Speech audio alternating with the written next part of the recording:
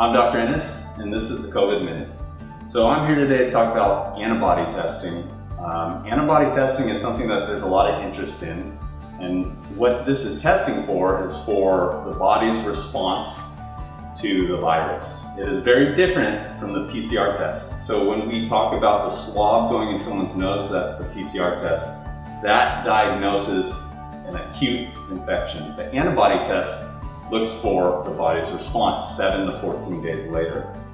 So it's important to know that there are a lot of different options for the antibody test out there, and we're still trying to make sense of what's good, what's not. There's a big spectrum of how accurate those tests are right now. So what do the results mean? Let's say you get an antibody test. Well, if it's positive, we can say that there is likely to have been an exposure if the test is fairly accurate in at least the 7 to 14 days prior. Now, there are lots of different types of antibodies, and so there's some concern that a positive test does not actually mean that you're immune. We don't know if it predicts immunity, and if it does, we don't know if that immunity lasts for any period of time.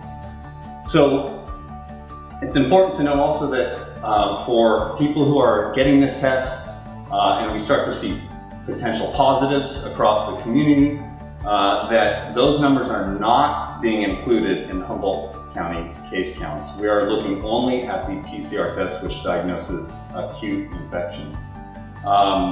The county and the Optum site is not offering this testing right now. There are other routes to getting it, and if you do have interest, I'd encourage you to talk with your primary care provider. And this is your COVID Minute.